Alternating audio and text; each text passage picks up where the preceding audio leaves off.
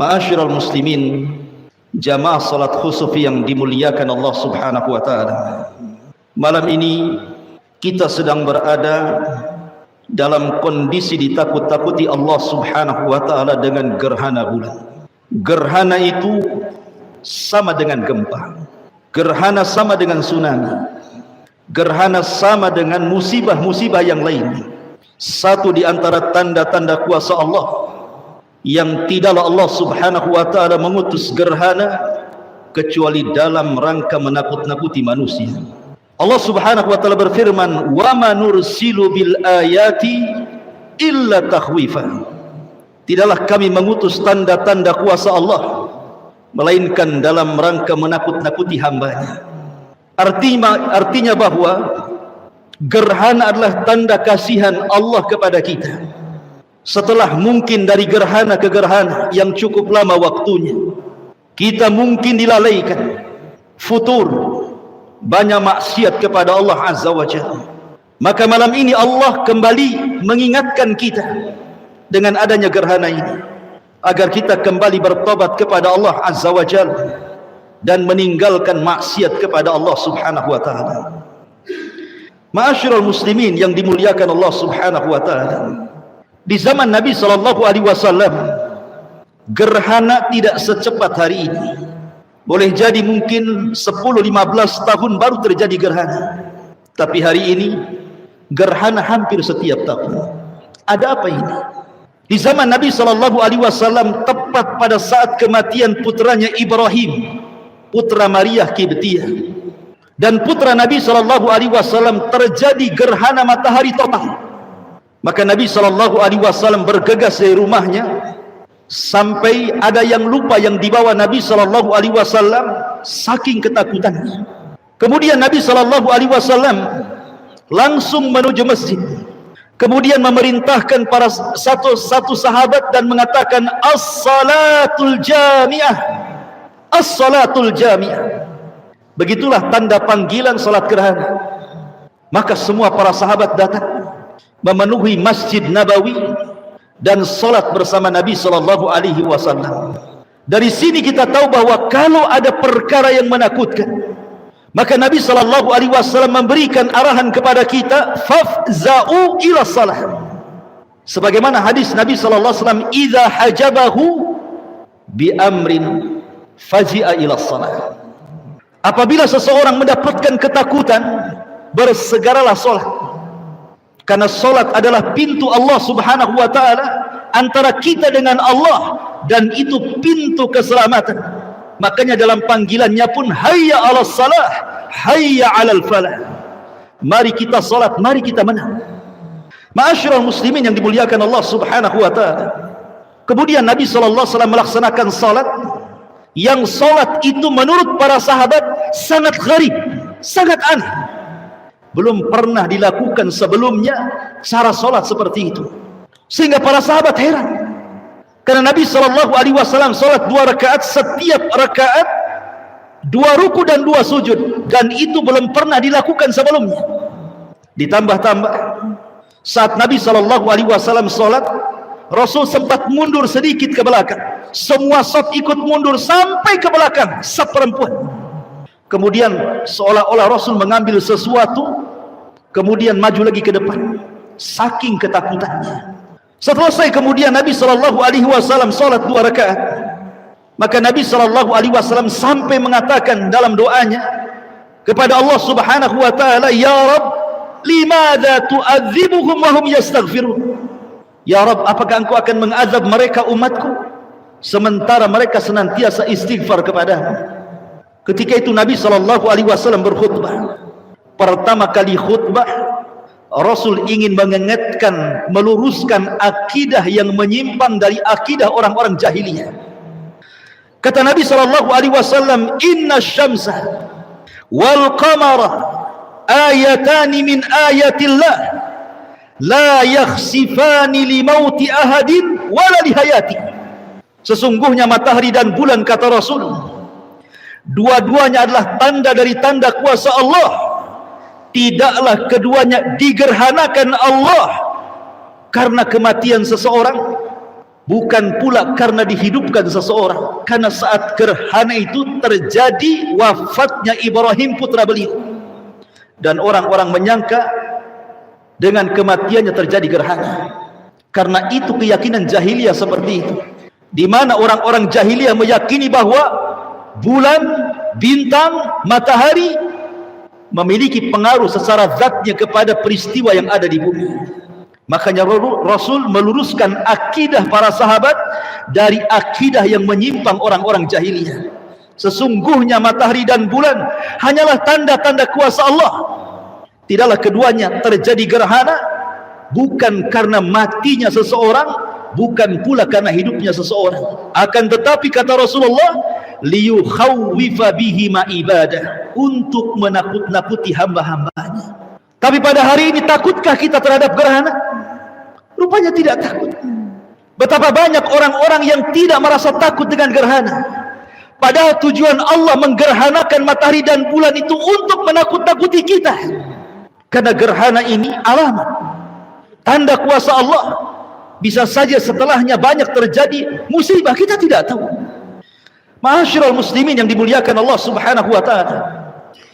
Kemudian Nabi SAW mengatakan, fa idza ra'aitum dzalik fad'ullaha wa kabbiru wa sallu wa tasaddaqu. Kalau kalian melihat gerhana, kata Rasul, segeralah berdoa kepada Allah, bertakbirlah, artinya besarkan Allah dan agungkan Allah, dan salatlah, kemudian sedekahlah. Dalam riwayat, fafzau ila du'aillah wastighfari. Wa fi riwayat qala as-sahabah kana an-nabiy sallallahu alaihi wasallam ya'muruna bil itaq. Dalam sebuah riwayat, bersegeralah kalian berdoa kepada Allah, memperbanyak istighfar. Bahkan sebuah riwayat mengatakan, para sahabat mengatakan, Nabi SAW sampai memerintahkan kami untuk memerdekakan budak-budak kami. Artinya saat gerhana, perbanyaklah amal saleh. Ma'asyiral muslimin yang dimuliakan Allah Azza wa Jalla. Kemudian Nabi SAW berkhutbah, melanjutkan khutbahnya, ya ummata Muhammadin, wallahi demi Allah, wahai umat Muhammad, demi Allah, kata Rasul, ma min ahadin aghyaru min Allah bi an yazniya abduhu aw tazniya amatuhu. Tidak ada satupun yang lebih cemburu dibandingkan Allah Subhanahu wa taala apabila seorang budak laki-laki ataupun perempuan melakukan perzinahan. Ya ummata Muhammadin, wallahi law ta'lamuna ma a'lamu la dhahiktum qalilan wa la bakaitum katsira. Wahai umat Muhammad, kalaulah kalian mengetahui apa yang aku ketahui soal ditampakkannya neraka dan sorga, tentu kalian akan sedikit tertawa dan banyak menangis. Kemudian Nabi SAW diperlihatkan beberapa kondisi ahli nar. Kata Nabi SAW, ra'aitun nar falam arakal yaumi mandaran. Demi Allah, telah diperlihatkan neraka kepadaku, dan aku tidak pernah melihat neraka sedahsyat itu sebelumnya. Kemudian Nabi SAW mengatakan, ra'aituha aktsarahan nisa. Aku melihat kebanyakan para penghuni neraka adalah kaum wanita. Qalu, para sahabat mengatakan, bima, kenapa wahai Rasul? Maka Rasul mengatakan, bikufrihinna, karena kekufuran mereka kepada suami-suami mereka. Kemudian sahabat mengatakan, apakah mereka kufur kepada Allah? Maknanya tidak salat, tidak puasa, tidak zakat, atau tidak ibadah? Kata Rasul, bukan. Mereka mungkin ahli salat, mereka mungkin ahli puasa, mereka mungkin ahli ibadah, tapi yang dimaksud adalah yakfurnal ashir. Mereka kufur dengan keluarganya, maksudnya kepada suaminya. Bagaimana cara kufurnya? Kemudian Nabi SAW mengatakan, lau ahsana ahadun ila ihdahunna. Kalau salah seorang di antara kalian, lau ahsana ahadukum, kalau salah seorang di antara kalian berbuat baik kepada salah seorang dari istrinya, ad-dahra, sepanjang masa, summa ra'at minka syai'an qalat ma ra'aitu minka khairan qat. Tiba-tiba dia melihat dari kita satu kesalahan, maka istri akan mengatakan, engkau belum pernah berbuat baik sedikit pun. Kemudian Nabi SAW diperlihatkan seorang wanita dari Bani Israel, uzzibatil mar'atu fi hirratin habasatha. Aku melihat ada seorang wanita di zaman Bani Israel yang diazab gara-gara seekor kucing, karena dia memelihara kucing, tidak pernah merawatnya, tidak pernah memberi makan dan minum. Akhirnya dia makan dari rayap-rayap dinding, famata ju'an, maka kucing itu mati karena kelaparan. Kata Rasul, uzzibatil mar'atu fi hirratin habasatha. Aku melihat ada seorang wanita diazab karena kucing yang dipenjarakannya. Ma'asyiral muslimin yang dimuliakan Allah Subhanahu wa taala. Dan banyak lagi yang diperlihatkan Allah kepada Nabi sallallahu alaihi wasallam. Yang ingin saya katakan, gerhana bukanlah sekedar gerhana. Karena gerhana itu akan lewat setiap 1 tahun 2 tahun sekali. Tetapi bagaimana gerhana itu mampu mempengaruhi hati-hati kita? Apa hikmah di balik gerhana itu? Risalah apa yang terkandung kepada gerhana itu? Pelajaran apa yang bisa kita petik dengan kejadian gerhana itu? Ini yang kita kehendaki dengan adanya gerhana. Saya sebutkan 6 risalah pelajaran yang kita bisa petik dari gerhana itu. Yang pertama, bahwa gerhana ini menunjukkan bahwa innallaha huwa rabbul qaum. Sesungguhnya Allah Subhanahu wa taala dialah Rabbnya alam semesta. Sekehendak dia menggerhanakan bulan, menggerhanakan matahari. Bahkan apabila Allah Subhanahu wa taala mau, gerhana ini tidak akan dihentikan sampai kiamat dibangkitkan. Sehingga Allah Subhanahu wa taala katakan, qul ara'aitum in ja'alallahu 'alaikumul laila sarmadan ila yaumil qiyamah man ilahun ya'tikum bidiya'in afala tasma'un. Katakan ya Muhammad, bagaimana pendapat kalian jika Allah Subhanahu wa taala menggelapkan alam semesta ini, seandainya gerhana bulan tidak dihentikan sampai kiamat? Mungkinkah ada Tuhan selain Allah yang bisa mendatangkan cahaya? Mustahil, tidak ada. Tapi Allah Subhanahu wa taala masih mengasihi hambanya, masih juga menerbitkan matahari di pagi hari. Ma'asyiral muslimin yang dimuliakan Allah Azza wa Jalla. Yang kedua, ada risalah akidah di sini. Karena tadi saya sudah katakan di awal bahwa terjadi gerhana, kemudian Nabi SAW meluruskan akidah orang-orang jahiliyah. Karena orang-orang jahiliyah itu mereka sangat meyakini bahwa bintang-bintang, matahari dan bulan itu mempengaruhi secara zatnya peristiwa-peristiwa bumi. Makanya Rasul mengatakan, bukan, matahari dan bulan itu tidak membawa pengaruh kepada peristiwa bumi. Bukan karena matinya seseorang atau karena hidupnya seseorang. Tidaklah kedua digerhanakan matahari dan bulan itu kecuali hanya menakut-nakuti hamba-hambanya saja, tidak lebih daripada itu. Maka Rasul meluruskan akidah. Kemudian risalah yang ketiga, bantahan kepada orang-orang Majusi. Karena orang-orang Majusi menganggap bahwa Tuhan itu ada dua. Ada Tuhan nur cahaya dan ada Tuhan zulumah kegelapan. Sehingga sebagian mereka menyembah matahari dan itu sebagai Tuhan cahaya, dan sebagian mereka menyembah bulan karena itu Tuhan kegelapan.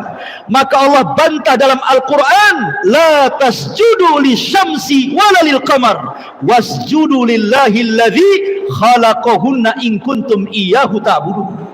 Jangan kalian sujud kepada matahari, jangan pula sujud kepada bulan, sujudlah kepada zat yang menciptakan keduanya. Kemudian yang keempat, gerhana juga risalah terhadap mereka orang-orang yang membiasakan melakukan dosa besar.